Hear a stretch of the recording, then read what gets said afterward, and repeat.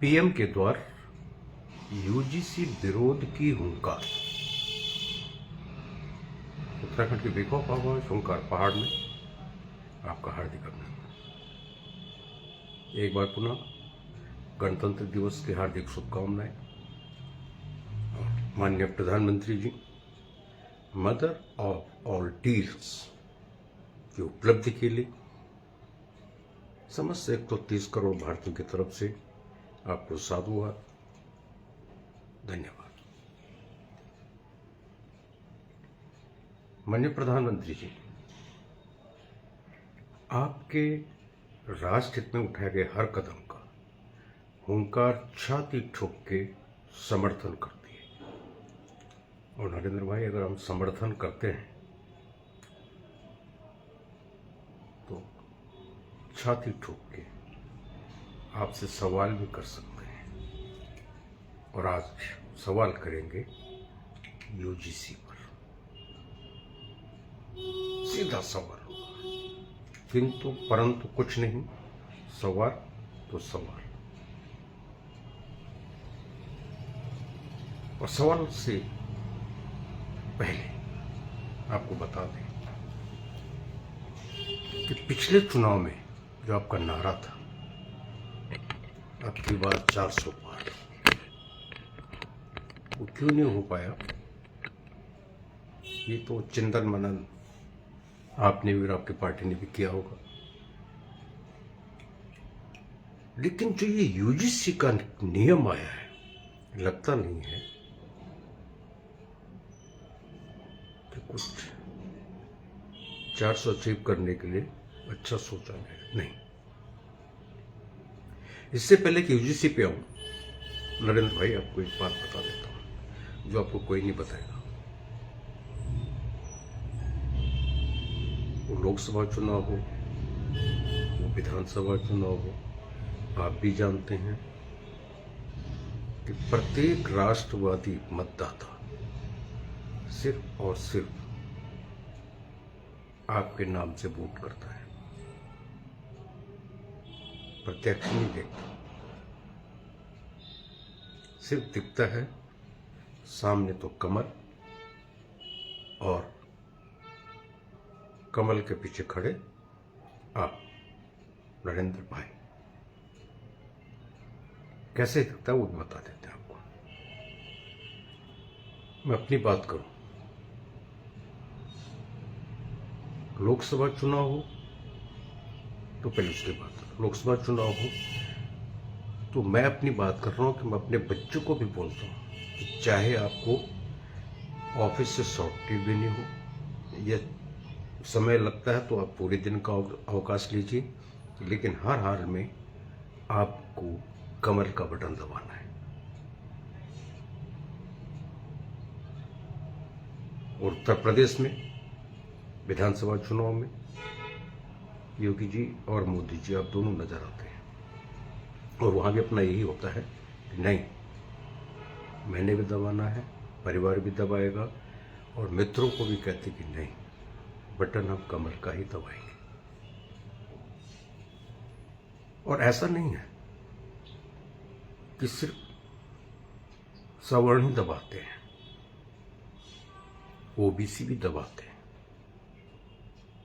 हाँ, SC ST में और जो अपना मुस्लिम समाज है, इसकी हम दावे से नहीं कह सकते कि 100% दबाते होंगे, लेकिन जहाँ तक सवर्ण और जनरल कैटेगरी में अपना ओबीसी है, ये निश्चित रूप से कमल का ही बटन दबाते हैं, आपके नाम से दबाते हैं, योगी जी के नाम से दबाते हैं।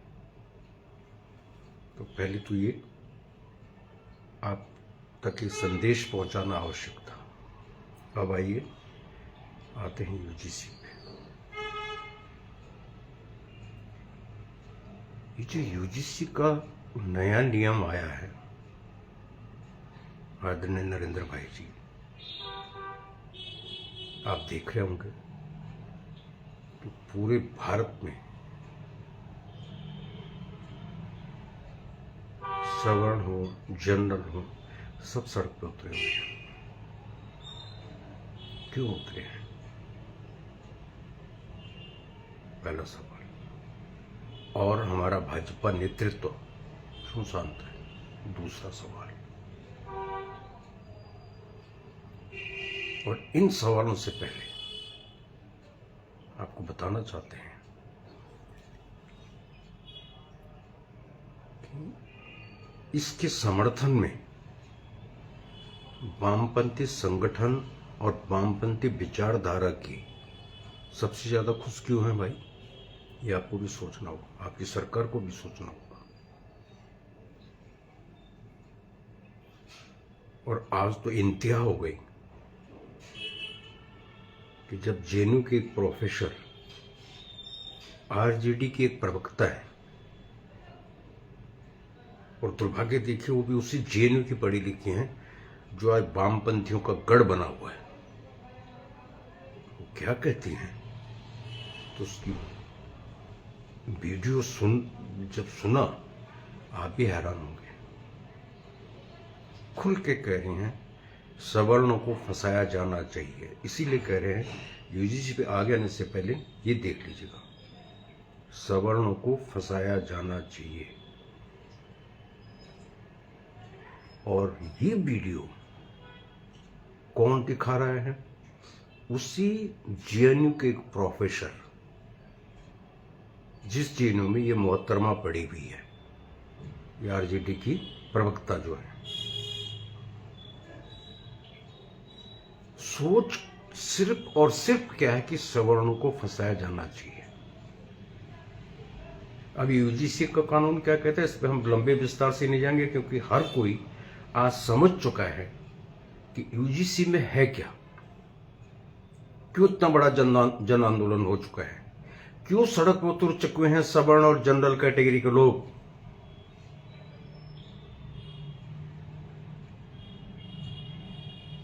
मात्र एक चीज कही जाती है कि किसके लिए सब, एससी एसटी ओबीसी पे अत्याचार होता है। कौन करता है, सवर्ण, जनरल कैटेगरी। नरेंद्र भाई जी, पहले ही एक एससी एसटी एक्ट ऐसा है कि जिसकी मार हर कोई झेल रहा है, मैंने भी झेली है, समझ रहे नरेंद्र भाई, मैंने भी झेली है, और मैंने भी कोरोना काल में झेली है। गनीमत यह है कि एससी एसटी एक्ट में फ्लेक्सिबिलिटी दे दी है माननीय न्यायालय ने, नहीं तो पहले कोरोना काल में हम भी कोरोना का इलाज कहीं जेल में बैठे हुए करा रहे होते हैं। ये है एससी एसटी एक्ट। एक और एक्ट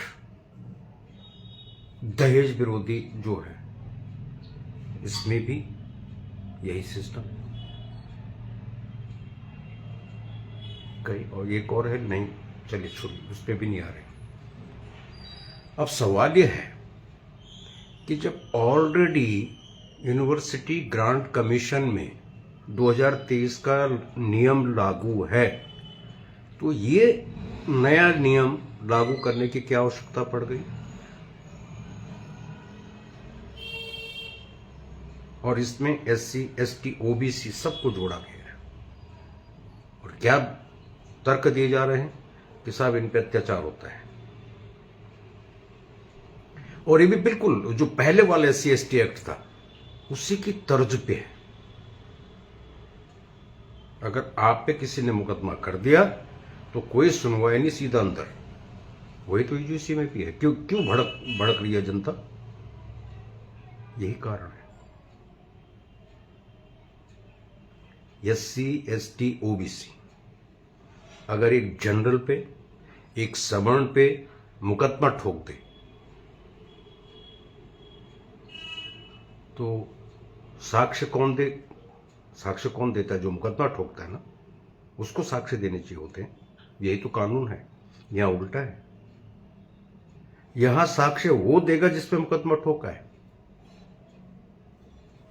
वो बताएगा कि नहीं मैंने नहीं किया साहब, मुझ पे झूठा मुकदमा लगा हुआ है। यही है ना। बाकी जितनी भी विसंगतियां हैं उन पे हम कुछ बात नहीं करते, हम तो पहले ये बात रख रहे हैं आपके सामने, चाहते क्या है।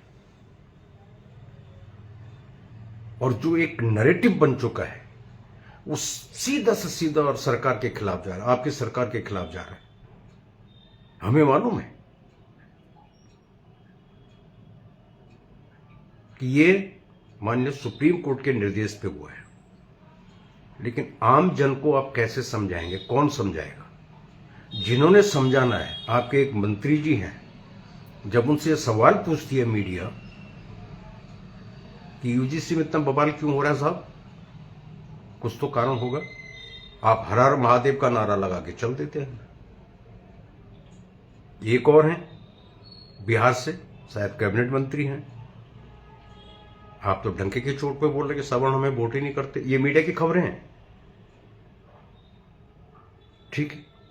अब आते हमारे शिक्षा मंत्री जी माननीय धर्मेंद्र प्रधान जी, उनको भी सुना, आप क्या कहते हैं। आप कहते हैं कि सरकार पूरा ध्यान रखेगी कि किसी निर्दोष पर अत्याचार न हो। कैसे, जब आप कानून नहीं बदल, आश्वासन दे रहे हैं, स्पष्टीकरण दिया जाए। जनता को आश्वासन और स्पष्टीकरण नहीं चाहिए नरेंद्र भाई, जनता को चाहिए वापसी, कानून वापस। आप कहते हैं अत्याचार नहीं होने दिया जाए, कैसे नहीं होने दिया जाएगा भाई, बताएंगे, कौन बताएगा जनता को। किसी सवर्ण बच्चे की कोई SC ST OBC चुटिया काट दे तो वो बच्चा उस चुटिया को वो छात्र जो है उस चुटिया को संभाल के रखेगा, है ना। और जब वो चुटिया काट रहा है तब उसकी वीडियो भी बनाएगा और फिर बोलेगा देखो साहब मैंने तो कुछ नहीं किया, ये चुटिया काटी है इसने और ये वीडियो है। और फिर क्या होगा, फिर ये होगा कि जिसने शिकायत की है ना उस पर कार्रवाई नहीं होगी। और आपका जो कमेटी समितियां होंगी यूनिवर्सिटीज में, उस सवर्ण ने कटी चुटिया भी दिखा दी और वीडियो भी दिखा दिया कि देखो साहब मेरा उत्पीड़न हुआ है, होगा क्या। फिर भी ये जो श्रीमान है ना SC ST OBC, इस पे कोई कार्रवाई नहीं होगी, कोई दंडित नहीं किया जाएगा इसको, ठीक है। और जैसे पुलिस में होता है ना रफा दफा केस, अब वो सवर्ण क्या करेगा साहब, वो जनरल कैटेगरी वाला क्या करेगा जिसकी चुटिया काट दी गई, उसके पास सिर्फ एक ऑप्शन बचता है नरेंद्र भाई, वो आत्महत्या करेगा और कोई ऑप्शन नहीं उसके पास, सिर्फ और सिर्फ एक ऑप्शन। तो सवाल यह है कि एक कांग्रेस का जो कम्युनल बिल आने वाला था, जो माननीय अरुण जेटली जी की वजह से नहीं आ पाया, उसकी कमी पूरा कर रहा है। तो भाजपा ही कोई नेता नहीं बोलेगा, हालांकि अब तो आवाजें उठने लग गई हैं, लेकिन सिर्फ एक चिट्ठी लिख रहे हैं, मैं त्याग पत्र दे रहा हूं। कोई हिम्मत नहीं कर रहा है कि आप जैसे महापुरुष से सीधा रूबरू होकर के लाइव आकर के बोले कि नरेंद्र भाई गड़बड़ हो रही है। और मुझे लगता है कि जो अपनी सरकार है, कहीं भी जो ज्योतिषियों ने भविष्यवाणी कर दी है कि कोई कुछ नहीं बिगाड़ पाएगा, दनादन दनादन दनादन 2043 तक, तो ये अति आत्मविश्वास भी लग रहा है माननीय प्रधानमंत्री जी। कैसे होगा, कौन सुनेगा। और अभी हमने कहा ना कि वोट आपके नाम पे पड़ते, कैसे पड़ती हैं, मैं वो भी बताता हूं आपको कैसे पड़ती हैं और हो क्या रहा है, कर के रहे। आपका जो नारा है, संकल्प है, न खाऊंगा न खाने दूंगा, मैं भी प्रभावित हूं। लेकिन नरेंद्र भाई, मालूम है आपको धरातल पे क्या हो रहा है? मैं गाजियाबाद जिले में हूं और मैं एक नहीं अनेकों आपको उदाहरण दूंगा। और विधायक और सांसद की तो मैं बात ही नहीं कर रहा, मैं तो पहली सीढ़ी की बात कर रहा हूं, जिनको हम सभासद बोलते हैं, पार्षद बोलते हैं। मात्र 5 साल में भाई एक पार्षद जीता आपके नाम से। अगर यूपी की बात कर रहा हूं तो योगी जी के नाम से, ठीक है, जीता। अब आती है बारी उन पार्षद महोदया का या महोदया का, वो 5 साल में विकास अगर ढूंढे तो प्रभु, विकास ढूंढे से नहीं मिलता। हां, जो 5 साल में अथाह संपत्ति कमा जाते हैं वो जग जाहिर होता है। ये सिर्फ क्यों हो रहा है? क्योंकि हम मतदाता तो आंख बंद करके माननीय योगी जी और मोदी जी के नाम पे वोट दे रहे हैं। और ये जो आप लोगों के नाम से वोट लेकर के बन रहे हैं, उनका ध्यान एक तरफ होता है कि 5 साल में कितना ग्राफ बढ़ा मेरी संपत्ति का। और अगर केंद्र सरकार इस पे जांच बिठा दे तो एक नहीं अनेकों ऐसे मिल जाएंगे कि विकास कहीं गिनती में देखने से भी नजर नहीं आएगा, लेकिन इनकी अथाह संपत्ति 5 साल में क्या होते हैं साहब। एक छोटा सा पार्षद आपको ये कहेगा कि कहां कमाई है, क्या कमाई है साहब। बिठाइए, जांच बिठाइए, पता लग जाएगी।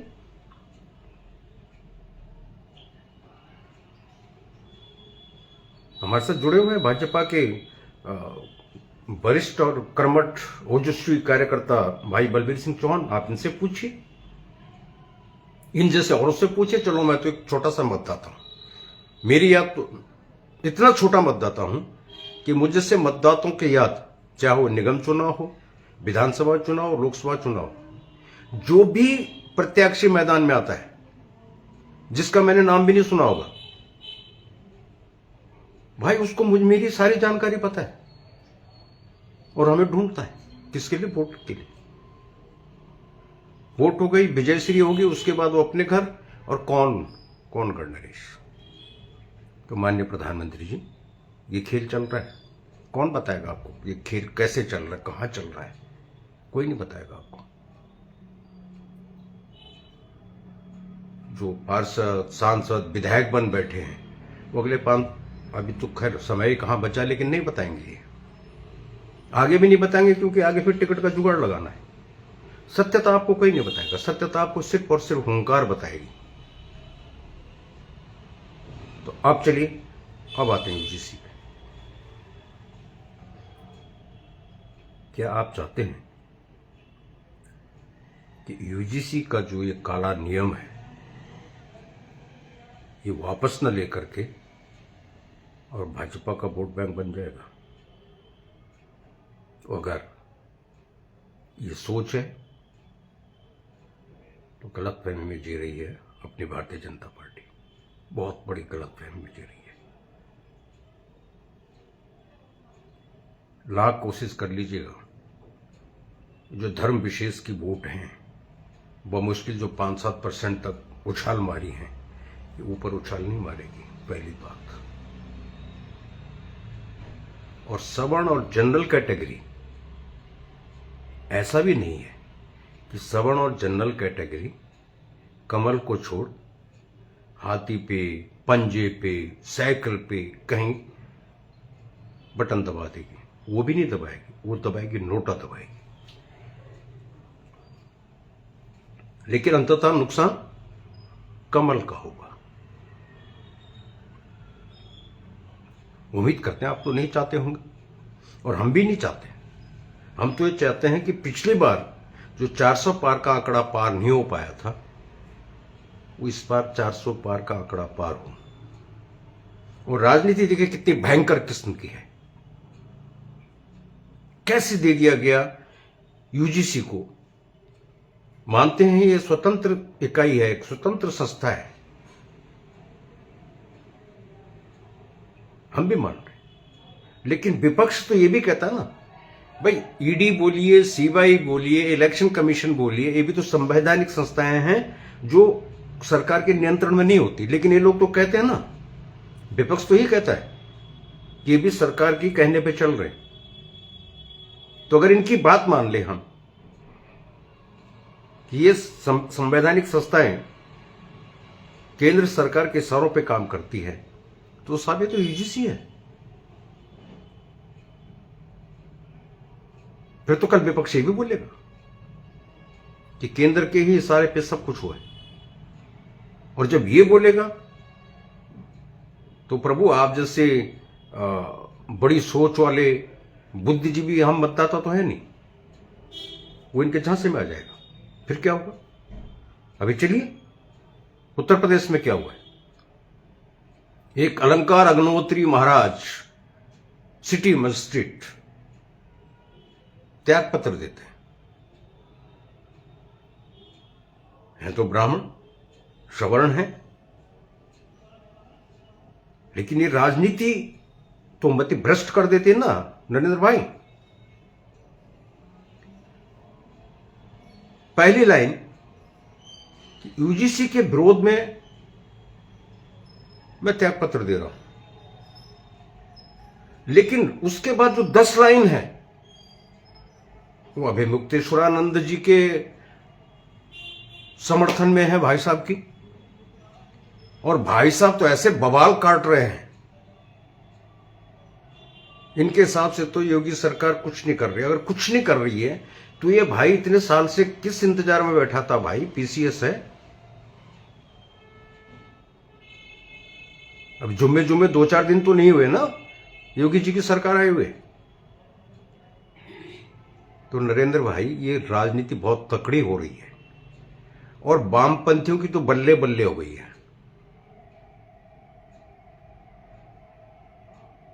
तो क्या ये वामपंथी, ये जो विदेशी टूल किट हैं विपक्ष के रूप में, क्या आप भी चाहते हैं कि इनके हाथ में हथियार ऐसे रहे? हालांकि खबरें तो ये भी आ रही हैं कि पीआईएल दाखिल हो चुकी है माननीय न्यायालय में। फिर भी आपसे बात करनी आवश्यक थी, क्योंकि कभी कभी फेसबुक की खबरों पे एकदम विश्वास नहीं होता। लेकिन मानते हैं कि पीआईएल दाखिल हो चुकी होगी।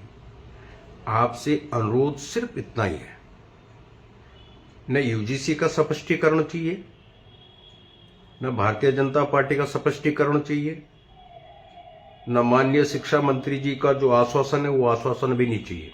और ये पूरी जनता की तरफ से हम कह रहे हैं, इतने दिन से जो देख रहे हैं हम उस आधार पे कह रहे हैं, सिर्फ और सिर्फ एक चीज चाहिए, ये नियम वापस लिया जाए।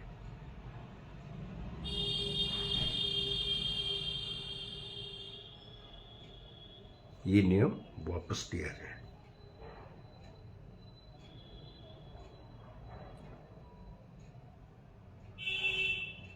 कौन सा स्पष्टीकरण? क्या स्पष्टीकरण भाई? कौन सा आश्वासन दे रहे हैं? आश्वासन की तो आपने गुंजाइश ही नहीं छोड़ी है। अब जब बच्चे सवर्ण के और जनरल कैटेगरी के उच्च शिक्षा संस्थान में जाएंगे, वो डर डर के जाएगा। वो ये भी देखेगा पहले कि जिससे मैं बात कर रहा हूं एससी एसटी ओबीसी का तो नहीं है।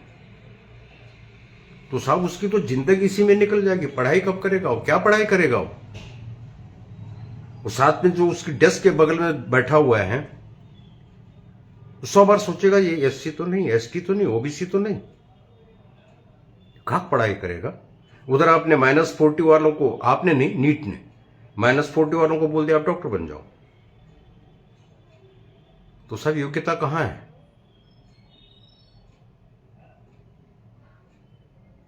कौन सी, कहां गई योग्यता?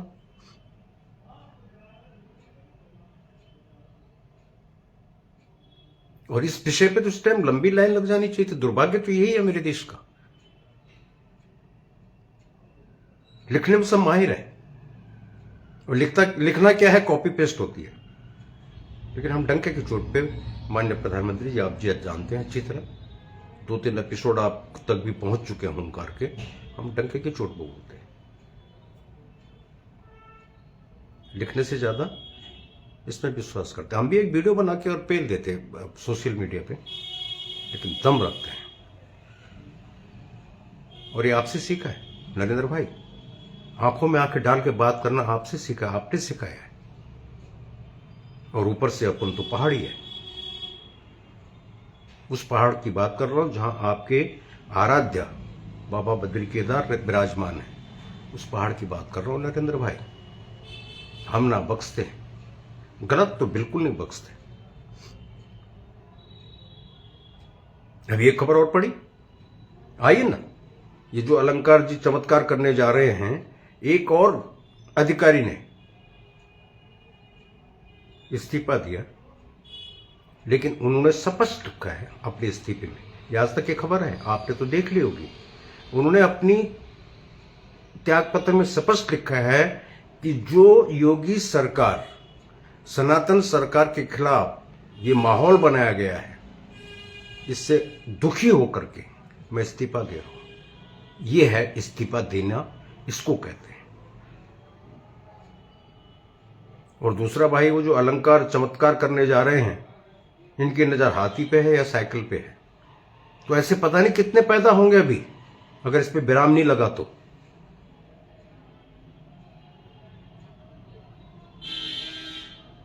उम्मीद है। और एक तो आप लोगों से मेरा एक विशेष अनुरोध रहता है कि जब आप जुड़ते हैं तो शेयर कर दिया कीजिए, ताकि ये तीव्र गति से पीएमओ तक पहुंचेगा ऐसे भी, लेकिन जिसको फास्ट ट्रैक पे चलना चाहिए वो एसआईटी की तरह काम करेगा। तो फास्ट ट्रैक पे अगर चलना है, धड़ाधड़ शेयर करते रहिए, तो बात बनेगी। आवाज हम उठाते हैं, आवाज हम उठाएंगे।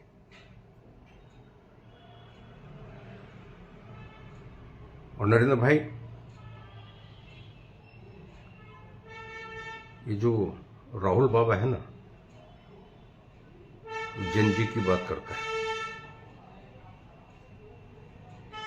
अगर आपको इसको आप हल्के में ले रहे हैं ना, आप मतलब सरकार यूजीसी काले नियम को अगर बहुत हल्के में ले रहे हैं, तो बहुत बड़ी भारी भूल होगी।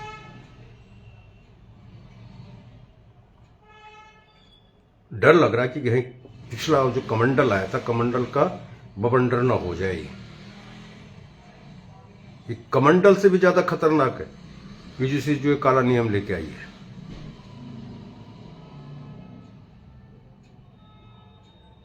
तो एक, मैं राजनीतिक विश्लेषक नहीं हूं, मैं कोई विपक्ष का नेता भी नहीं हूं, नहीं तो मैं तो न जाने क्या क्या क्या क्या इतना लंबा चौड़ा कर देता जिसका कोई हिसाब नहीं है।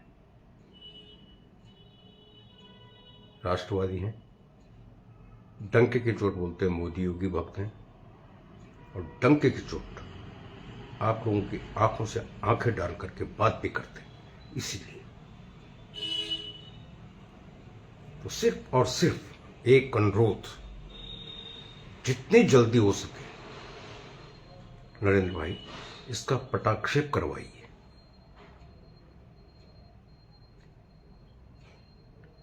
और इसके पटाक्षेप के बाद अगर हकीकत में विश्व शक्ति बनाना है भारत को, तो ये जो आरक्षण रूपी जहर है, कैंसर है ना, इसको खत्म करवाइए। ये तो आपके हाथ में है। अगर आप 70 साल के पाप को, जी हां, कांग्रेस की बात कर रहा हूं, उस पाप से भारत को 90% पाप मुक्त कर सकते हैं, तो आरक्षण क्यों नहीं? दीजिए आरक्षण,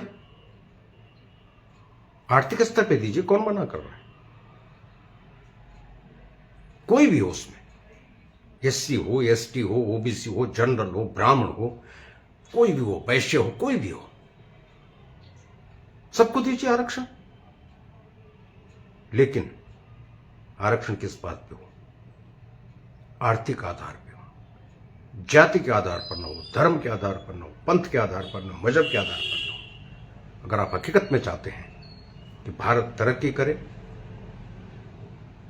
तो ये करना पड़ेगा, नहीं तो आप जिस गति से चल रहे हैं, जैसे आज मदर ऑफ ऑल डील, जो किसी की हिम्मत नहीं थी, वो काम आपने कर दिखाया। तो क्या ये एक मामूली सा काम आप नहीं कर सकते क्या? फिर अगर ये हो जाता है तो ये यूजीसी के काले नियम लाने की आवश्यकता ही नहीं पड़ेगी। और सबका साथ और सबका विश्वास तो तभी होगा, नारे देने से नहीं होगा प्रभु। सबका साथ सबका विश्वास नारे दे दो, और इधर एससी एसटी एक्ट भी रखो, यूजीसी का काला नियम भी रखो,